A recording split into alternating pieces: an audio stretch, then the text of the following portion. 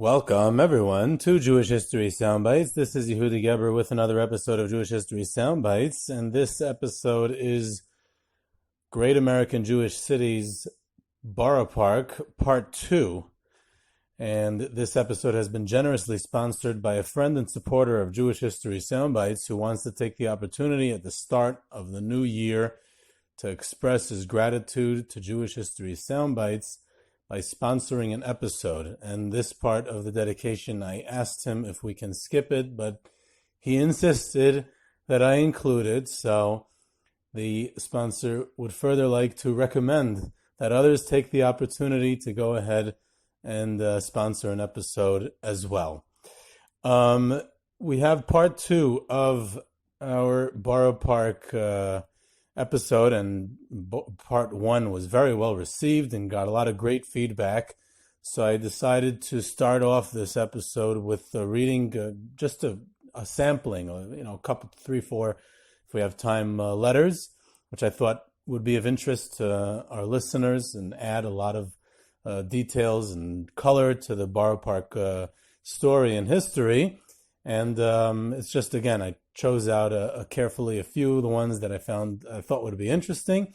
So here goes one of the letters I got. A little bit lengthy, but very, very interesting. Here it goes. Boro Park was, as you described, a more modern Orthodox, well-to-do community, not particularly religious. Modern community, excuse me. More modern, well-to-do community, not particularly religious. My great-grandfather came to Boro Park in 1923 from Vienna. He was a chassidic yid who davened in Shomrei Emunah but felt out of place. One story I heard was my great-grandfather was told not to put his tallis over his head, as this was not done in America. If he wanted, he could wear a hat. He gathered like-minded Hasidic Jews of different denominations from the streets of Boro Park who felt similarly out of place, and they all agreed to establish a chassidic shtiebel in 1924 or 1925. As far as what I heard, this was certainly one of the first such shuls in Boro Park. They named it Sfas Emes since among the group there were a few Polish Jews who were Ger Hasidim. That shul still exists today on 42nd Street and off of 13th Avenue. The name would prove to be a problem. They were going to open up for the first Rosh Hashanah, and they got together pre-opening to discuss the tfilos, and they had their first argument. The Galicianer Hasidim wanted to say all of the Yotzris, and the Polish Ger Hasidim wanted to say none. They were afraid to break up. They were ready to break up until my great-grandfather suggested that they would write a letter to the Ger Rebbe and ask him what to do. They wrote a letter explaining the situation, and the Rebbe responded, some say and some don't say. And for the sake of Shalom, he instructed his Hasidim to go ahead and recite the Yotzris. Today the shul has become a true Ger shtiebel, so I imagine that they no longer say the Yotzris. My father told me growing up you couldn't wear a yarmulke in the streets without getting harassed by other secular Jews, and he would walk around with a cap. I remember growing up that it was scandalous to wear a tallis over your jacket. You had to wear it underneath and tuck it into your pants. Boy, have things changed. Another point you mentioned was the establishment of the Shomrei Shabbos shul, built upon membership only for Shomrei Shabbos people. I remember even as late as the mid-1960s, the shul played a role in fostering Shmiras Shabbos. They had a display of a Shabbos table, candles, Kiddush cup on the back of a flatbed truck. In Erev Shabbos, it would ride around the streets of Boro Park playing Shabbos songs and reminding people that Shabbos was coming. I also remember that one Shabbos in the mid-60s, walking to 13th Avenue after davening with other members of the Boro Park Jewish community, where we joined other shuls walking down 13th Avenue singing to remind all the open Jewish store owners that it was Shabbos. It's hard to believe that there were a fair number of open Jewish stores in Boro Park, even in the mid-60s. That is a fantastic memory, and I think it adds a lot. Here's another one, quoting, again, part of a letter. I would like to make one correction. Joe Kamenetsky was not a Boro Park native. He was born in East New York, and his father moved the family to Brownsville, which is really right next to East New York and is basically the same neighborhood, so that he could attend Chaim Berlin. He actually sold the house so that he could afford tuition. Sometimes one reads about these things and wonders if it was worth the whole effort, and here it ended up changing Torah history in America. Again, another great point. Okay, move on to another great point, which I totally missed, and it's good that someone pointed it out. Here it goes. There was something that you said that was quite ironic. You mentioned that Chernobyl didn't continue as a dynasty in Boro Park because sending your child to Telz is a good way to end the Hasidic dynasty. The obvious irony of that is that in Boro Park itself, the Munkach dynasty that was already dead was rejuvenated by someone who's learned in Telz. And that was the point. And it's a great irony, and I missed it myself. And that's the problem when you do these things in two parts. In part two, you're going to hear about Munkach, and I even mentioned that the Munkach Rebbe, before he became the new Rebbe, studied in Telz, and I missed the irony in that, in the fact that in part one I mentioned that the opposite happened in Chernobyl. So when you're going to listen to it later on in this episode, say to yourself, hey, that's ironic, and then we can move on. Another point here was the 14th Avenue Aguda.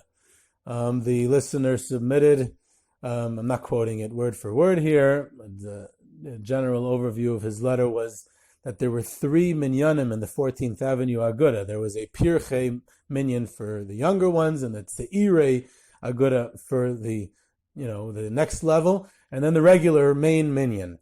And when he was in the pirchei minyan, the listener said that the young tzeirei member who was in charge of the pirchei minyan was a young man by the name of Rabbi Yisrael Reisman, and he was in charge of the pirchei minyan. So that's the memories he has of Boro Park. And he added that on Simchas Torah, at the end of the Hakafis, all 3 of the Aguda Minyanim would join with the Sfardish shul, which I mentioned in part 1, and they would make the Hakafis together, making Simchas Torah a very memorable event in Boro Park. That's just a few letters, and I wanted to mention that last one because I neglected to talk about the 14th Avenue Aguda, so at least we got to mention that as well. Again, in the news, it's always good to tie current events to history. So I noticed in the news that the Supreme Court Justice Ruth Bader Ginsburg died the other day, and she was Jewish, of course, and she grew up in Brooklyn. So it relates to our Boro Park episode, a Jew from Brooklyn who reached the Supreme Court. She grew up in Flatbush, actually, not in Boro Park, but not far away. And she was part of a conservative shul in what was then called Midwood, or Flatbush. Her father was from Odessa, and she was rejected for clerkship. When she graduated Columbia Law, she was rejected for a clerkship from the Jewish Supreme Court Justice Felix Frankfurter. I guess that's the latest in a long string of German Jews rejecting the Eastern European Jews. But apparently it was because of her gender, because she was a woman. Interestingly enough, the Supreme Court on their documents or whatever, something that you had to sign, they had inscribed on their certificates, in the year of our Lord, Anno Domini, A.D., the year of our Lord. Now, Orthodox Jews were not happy about that, and Orthodox Jews lobbied Ruth Bader Ginsburg to object to the fact that it had to be written on a year of our Lord, and she went ahead and objected, and because of her objection, Supreme Court have since given other choices of how to inscribe the year on their certificate, so there is something to her credit directly related to Orthodox Jews.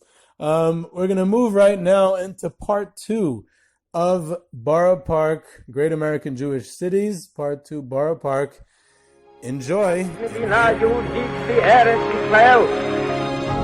A date which will live in infamy. Both of those projects, initiatives, got off the ground because of the Ger Rebbe. The 11 Olympic team members slain in West Germany. The Olympic Games. Zugerechtbare Brüder in Amerika. Vertrauten Schabbat, es ist getan. Out of the 24 who were killed were Americans who had come to learn in Geffen. I say 1 million Jewish children who were made to be cut loose.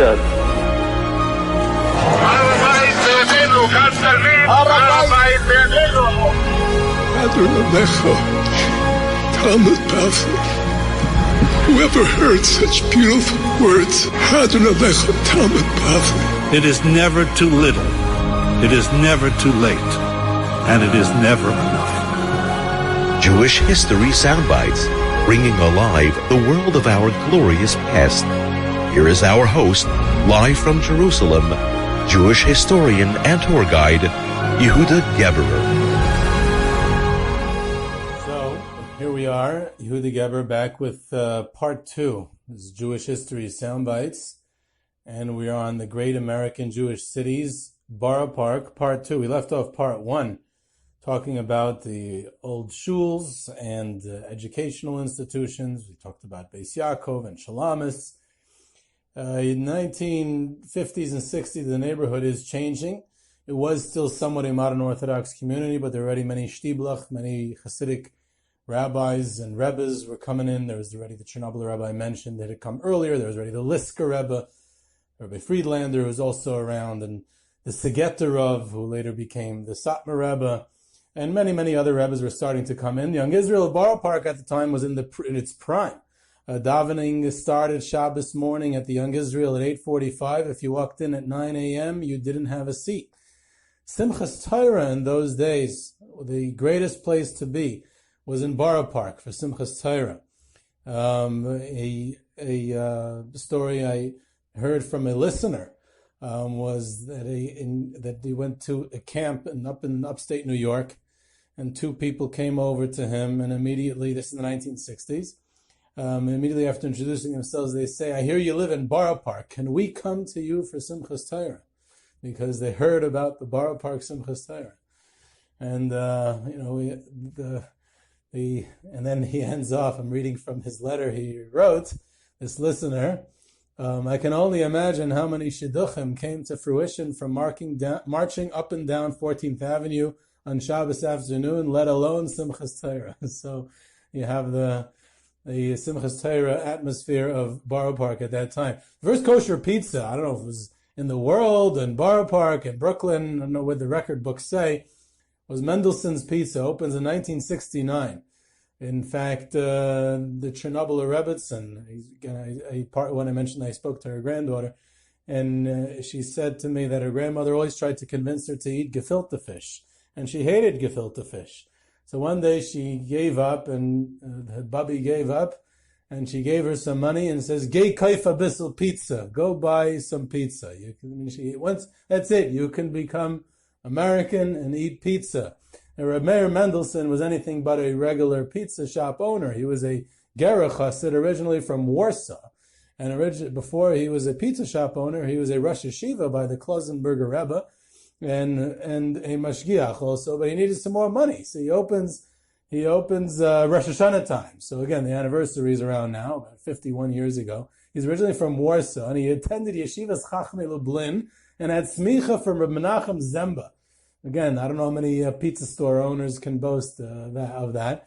He escapes at the beginning of the war to Eretz Yisrael, where he becomes close with the Chazzan Ish. And then eventually he has to open this pizza store to pay off his debts. When he finishes paying off his debts, he retires. He has his children take over the business, so it stays in the Mendelssohn family. He retires and moves back to Israel, where he becomes a rabbi in Ramot. An amazing career. Another Boro Park landmark is Maimonides Hospital. An amazing place. It evolved several times with different names. It's originally founded in 1911. In 1920, it becomes the Israel Zion Hospital after a merger.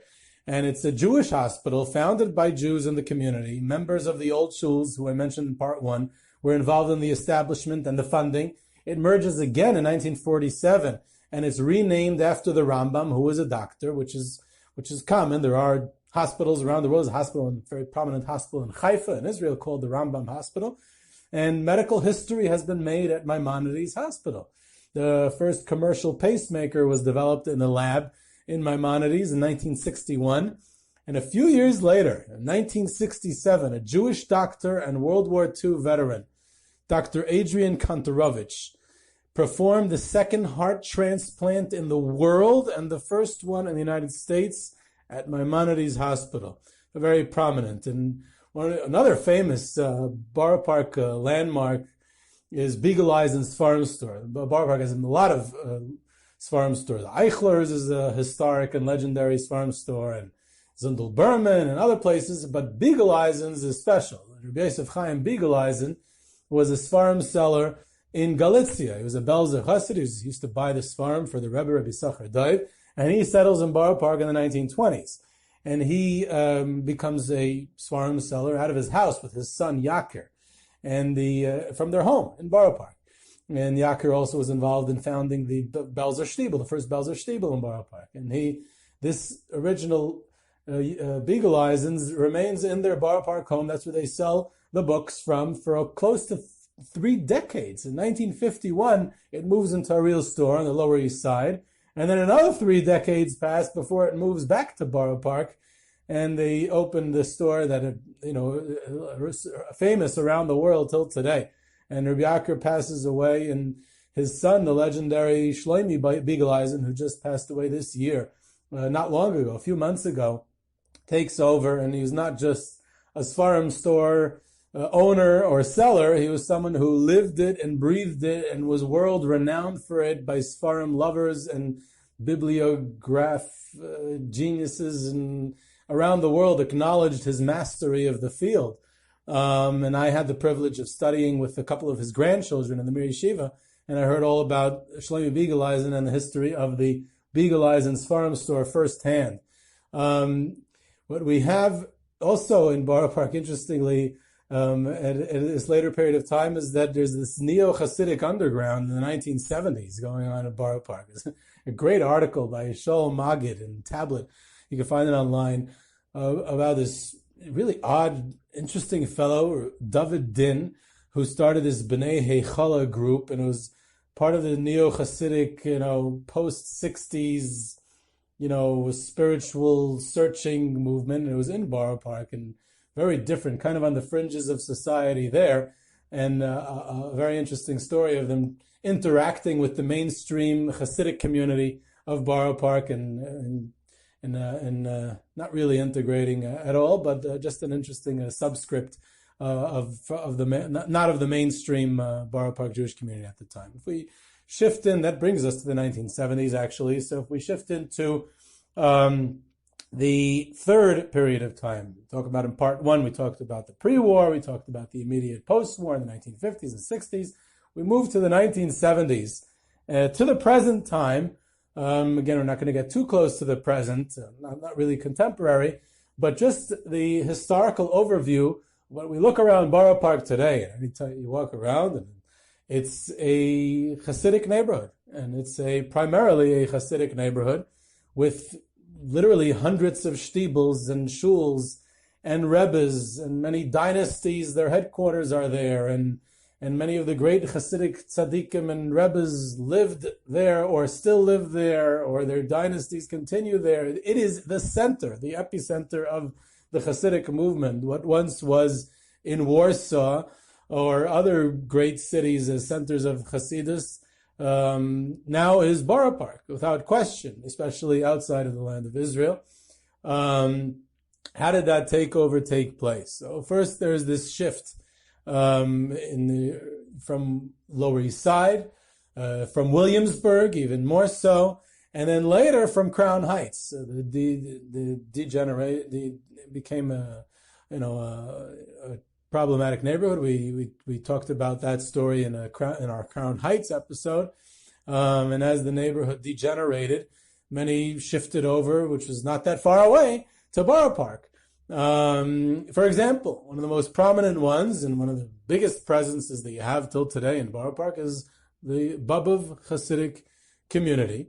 The Babov Rebbe of Shlomo Halberstam, he arrives in the late 1960s. He escapes from Crown Heights as the neighborhood is going bad and changing, and he comes to Boro Park like many others at that time, and he becomes a major force. He becomes a major presence in Boro Park, if not the major presence. He could probably say that he was the most dominant and charismatic Hasidic leader and figure living in Boro Park and establishing his headquarters there during that time. And you see the results today. It's so big that it's 2 of them. And he rebuilt there. I remember when I was a child, and I grew up in Muncie, one of the Chol Hamoed trips that we would look forward to was to go to to Boro Park to visit the Baba Rebbe and to see the great Baba Beis Medrash, a massive, huge Beis Medrash, and the sukkah. It was a big, tremendous sukkah with all kinds of decorated, and to experience the vibes and the ambiance of Boro Park streets on Chol Hamoed Sukkos. So there's literally tens of the big chassidic leaders and tzaddikim who moved to Boro Park over the years, but I don't know if anyone could match the success with the Baba Rebbe, Shlomo Halberstam, and then how he was able to establish himself there. Another example is, and again, I'm only bringing a few examples to get a feel for how the Hasidic movement developed in Boro Park. If I were to profile every single one, it would never end, literally. So please don't get insulted if you notice that I didn't mention your favorite Rebbe.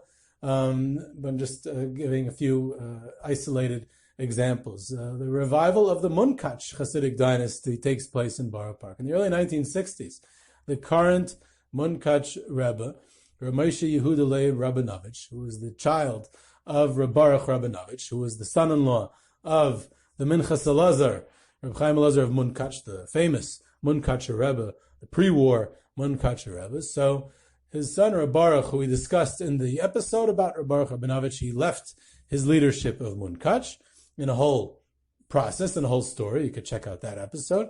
And at some point, his son, Rav Moshe Yehuda Leib, goes to study at the Telz Yeshiva in Cleveland. His father was a rabbi in South America at the time.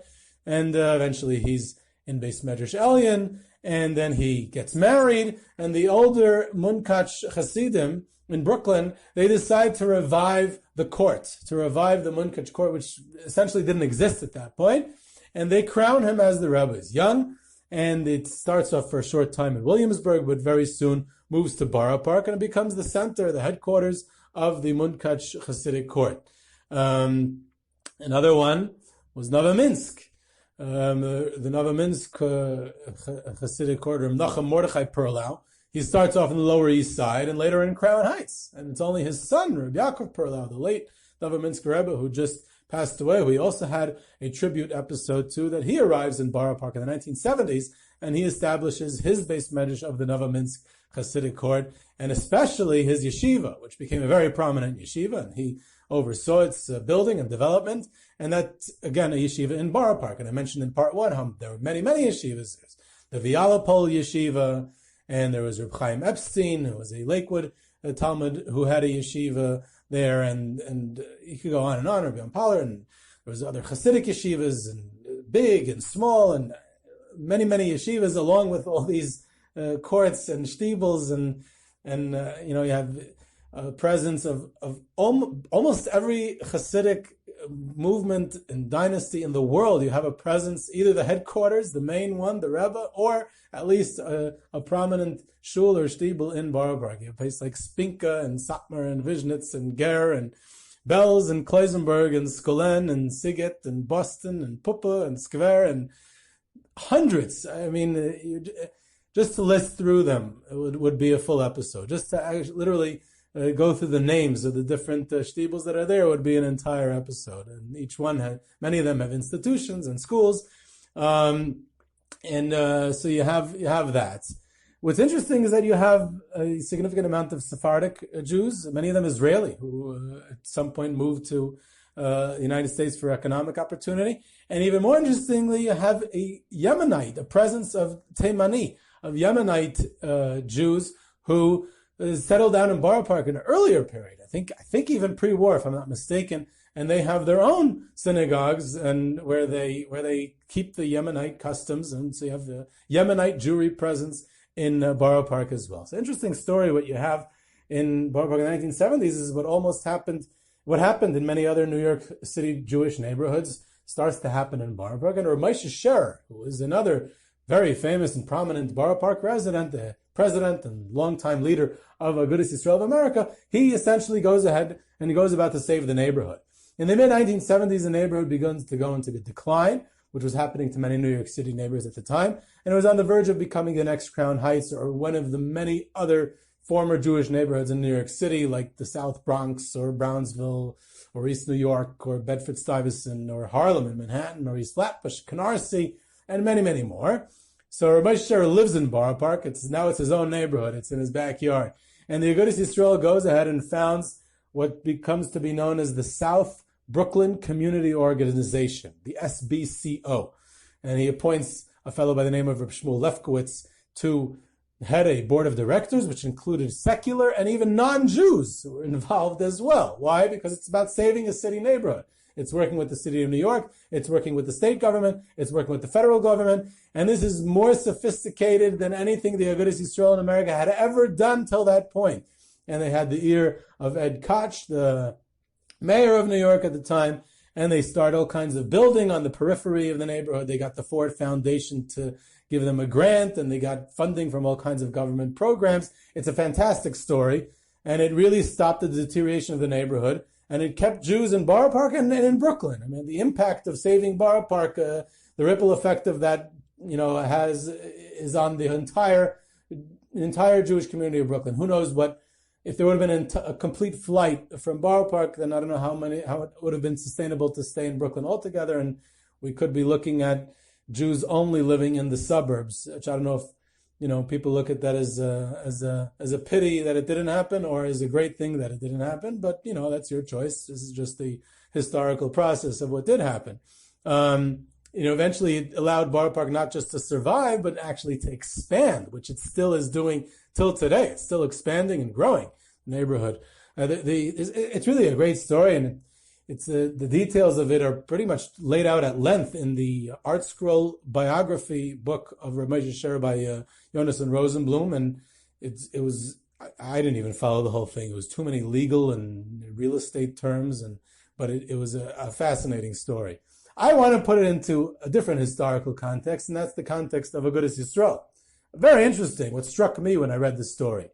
This was an Agudas Yisrael program, or was it an independent program that was initiated by Rav Moshe Sher of Agudas Yisrael? Meaning, it's to save a New York City neighborhood. It's to save, presumably, for all the residents of the neighborhood, whatever it means saving, and whatever. I'm not making any political statement. Whatever to retain the neighborhood for its residents, whatever the PC way is to say it. Either way, so is it an Aguda program? I mean, you're talking about there's secular Jews, there's non-Jews, there's all kinds of Orthodox Jews who don't subscribe to the Agudas Yisrael, right? The Baba Rebbe was never on the Mayetzes of Agudas Yisrael, and neither was the Satmar Shtiebel. So, what was this program? Was an Aguda program just working for everyone? So it seems interesting. And they took this role upon themselves, together with non-Jews on the board, right? Is that an Aguda policy to work with non-Jews? I don't know if that was the way the German Jewish Hersheian founders of the Aguda back in Frankfurt saw the organization, but Agudas Yisrael of America perhaps worked differently. Another fascinating tidbit of this story was that at one point they built a building which would be some sort of community center for recreational activities, and they asked the Moetzes Gedolei HaTorah of Agudas Yisrael of America if they can build a swimming pool. And the Moetzes Gedolei HaTorah deliberated on the matter, and they submitted their answer was that they should not build a swimming pool because they don't want to have the responsibility for Agudas Yisrael to run a swimming pool and the insurance and all that. What I was flabbergasted by was that they actually asked the Moetzes this question. And in the Polish Agudas Yisrael pre-war and in the Israel Aguda post-war, they passed over questions of much more fundamental importance.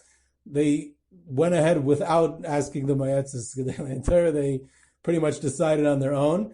And here in the Agudas Yisrael in America, they went ahead and asked the Moetzes what would seem to be a trivial question. So I also want to point out that as a historical phenomenon. While this is happening, the JDL, the Jewish Defense League of Meir Kahane, is actually fighting. There's fights that break out at the periphery of the neighborhood. So you're talking about a really desperate situation, and Rav Moshe Sher came in to save the day and save the neighborhood. And then we have the development of 13th Avenue. The whole shopping of 13th Avenue and the stores and the culture of that shopping, and which develops already in the 1970s and 80s as the neighborhood is booming and growing. And one of the things that I noticed when I toured in Boro Park with my kids last year was that the banks are open on Sunday. I thought I was back in Israel. The banks are open on Sunday. And then it's probably the only place in the entire United States of America that the banks are open on Sunday. And, going shopping on 13th Avenue is the highlight of every out-of-town 8th grade field trip, graduation trip to New York. They go to visit New York, and they come from whatever out-of-town place they have, and then the most exciting part of the trip is to go shopping for an hour on 13th Avenue. So don't take it for granted, the shopping on 13th Avenue. It could be the highlight of a little kid's life. One of the stories in Boro Park history is the story of Rav Menashe Klein, an amazing resident of the neighborhood, the Ungvar Rav, who he built a base medrash and later becomes the Ungvar Rebbe. He survives the Holocaust, Auschwitz, and other camps, Buchenwald. And he's friends with Eli Wiesel, actually, from before the war in Hungary. And Ungvar becomes like a community of Hungarian, mostly Holocaust survivors in the middle of Boro Park. It becomes like this close-knit community. They had their own mikveh, their own base medrash, their own yeshiva. He was a huge paisik. He wrote a multi-volume work, the Mishnah Halachos. He's buried in Tzfas, actually. When we go do the tours of, either virtual or live tours of the Tzfas Jewish cemetery up north, we stop by his kever. It's in prime real estate right near the Arizal. Amazing that he was able to get it there. But he lived in the Ramot neighborhood in Yerushalayim in his later years, and he built an Ungvar community there as well. And he was, of course, involved in another chapter of Boro Park history, the controversy surrounding the construction of the Boro Park Eruv. Rav Menashe Klein approved it. He didn't just approve it. He was very heavily involved in initiating it and building it. Rav Moshe Bick, who was another major prominent posek in the United States, he opposed it. And the Debretziner Rav Moshe Stern also probably opposed it. And many other rabbis got involved in the opposing and the supporting, and it was a very bitter dispute back and forth and misunderstandings and all kinds of questions. But Eruv disputes have a long history in the Jewish people, and it actually also can be its own topic, exciting Eruv disputes throughout history. And we know that Daf Yomi is studying Eruv now, so it's also an apropos topic. Another long-time story in Boro Park, still around, Moshe Wolfson, may he live and be well, and the Moonies, the Emunah Yisrael community, shul, whatever you want to call it. Moshe Wolfson was an old student of Reb Shraga Feivel Mendelovich in the Torah B'das Yeshiva when it was still in Williamsburg, and of Reb Gedalia Shor, and Reb Yaakov Kamenetsky, really also. And then he continues on with the position of a mashgiach in Torah B'das, but he opens his own shul and a chassidic group in Boro Park, and which is an interesting phenomenon, and there's much to talk about that, especially the post-war, the idea that there's chassidic courts that are established that are not dynasties and not formal courts in the accepted sense of the word. And in fact, these people are not really called rebbes even. They're called very often people like Rav Moshe Wolfson. He's probably the first one to do it. A mashpia, someone who influences others. And it's almost like a throwback to the original simple Baal Shem Tov Chassidus, teaching and reaching out to people, and not the established formal courts that developed, especially in the 19th century, but the post-war era, because of the reestablishment, because of the new geographical locations, the new cities, the new neighborhoods, the fact that it was a broken generation, many orphans, many young people who were lost, and you had these mashpiyim arise, and especially has become even more popular in recent years, and that they become a different and an additional added depth into the Hasidic world. Of course, we can't talk about Boro Park without mentioning a very important Boro Park feature, the marvelous Midos machine. And when A.B. Rottenberg decides to set it, it happens just like I mentioned in part one about how Country Yossi sets Kivi and Tuki in Boro Park. So A.B. Rottenberg sets marvelous Midos machine in Boro Park. And they even, made some like very Boro Park scenes there. There's a wedding scene, and I forget which one that is. I think in number 3 with the time machine, and some like very distinctive features of Boro Park lore, which I found to be very accurate in his portrayal of the culture and the life in the 1960s and then later in the 1980s. There is some an amazing amount of very, very impressive personalities who were residents of Boro Park over the years. And I want to mention a few of them. Again, I'm not mentioning all of them because I would not be able to. It would just be impossible. So I'm going to just mention a sprinkling to get a feel of what the diversity of what this neighborhood has produced as its residents over the years. I mentioned earlier Reb Moshe Bick, who came from a long line of rabbis in Mezhebish, in the hometown of the Baal Shem Tov. And he, as a child, lived in communist-controlled, in the Soviet Union, Mezhebish was in those days, where his father was the rabbi, and they are able to get out, and he comes to the United States, where he grows up in the Bronx. And from Mezhebish, he goes to Yeshiva University, to Yeshiva Bnei Yehuda, where he studies there. And from there, he becomes a rabbi in a big place in Boro Park. So it's one of the greatest life journeys ever. From Mezhebish to YU to Boro Park, it would actually make a great book title. And one of the most respected poskim in the world. He also had a phenomenal sense of humor. He was once asked if one must bless the blessing of Hagoimel, thanking God for saving his life because he was supposed to make a bus and he missed the bus and the bus crashed. So Rav Moshe Bick responded, I had a very similar question the other day. My wife put my pants in the laundry and I saw the way it was turning around in the washing machine. And I said, wow, if I had been wearing those pants, I would have been knocked around and I probably would have all kinds of lesions in my head and everything. So I also thought maybe I should bless Hagoimel. So that's the type of sense of humor he had. A very amazing person. Reb Moshe Stern was the Debretziner Rav. Debrecen was a very large town. It's still large. I've flown out of Debrecen. When you're in Karastir, you sometimes fly out of Debrecen, so it's big enough to have an airport. Not a very large airport, but it's a city, relatively. So he was a rabbi there, and he was a posek in Hungary and a survivor of the Holocaust, and he becomes a prominent posek in Boro Park after the war. And Alan Dershowitz, the famous Harvard law professor, and he's always in the news, and he's written books, and he's a prominent personality in the law world, and he has a lot to say about all kinds of things, and people have a lot to say about him in all kinds of ways also. So he's a Boro Park native as well, as is David Geffen, who's a Hollywood magnate, business magnate, a Hollywood great, a producer. He was the founder and owner of DreamWorks, a very prominent individual in the Hollywood world. I don't know about in the Jewish world. And he had a gorgeous, huge, beautiful Malibu beach home, which he went through a court battle of Malibu beach access, giving the public access. I was at that beach on my visit to LA. I went to check out that beach, and I was at Malibu, and I saw David Geffen's house. So he grew up in Boro Park in the 1940s and 50s. Sandy Koufax of the Brooklyn and later LA Dodgers, a Jewish legend in baseball. He grew up partly in Bensonhurst, which is not that far away, but also in Boro Park. Going back to poskim and great rabbinic leaders, so may he live and be well, is still around. Reb Chatzkel Roth, the Carlsberger Rav, who grew up in Romania, and then he moves to Israel in the 1950s. He was the rabbi in the Satmar Shtibel in Katamon in Yerushalayim, of all places.